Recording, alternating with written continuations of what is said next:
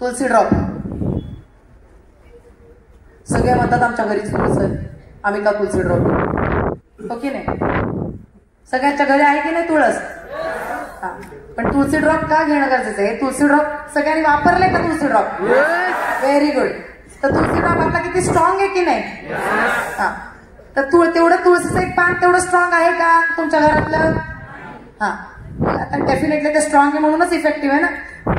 तुळसी drop सगळ्यांनी घेतलं तर उत्तमच आहे. तर स्किन डिझीज मध्ये बेस्ट आहे. स्किन डिझीज कुठल्याही प्रकारचा स्किन डिझीज असो, इव्हन कॅन्सरच्या आजारासाठी, तोंड आलेलं असेल, तोंडाचा कॅन्सर असेल, कुठल्याही सर्दीसाठी, अपर रेस्पिरेटरी ट्रॅक्ट इन्फेक्शन जिथे म्हणतो आपण, म्हणजे सर्दी, खोकला, घसादुखी, घशाला कोरडं पडणे, खवखवणे, अशा कंडिशन्स मध्ये तुम्ही गुळण्याही करायला सांगू शकता. दिवसातून 2 वेळा 1 ग्लास कोमट पाण्यात 4 थेंब तुळसी ड्रॉप टाकायचं आणि गुळण्या करायला सांगायचं.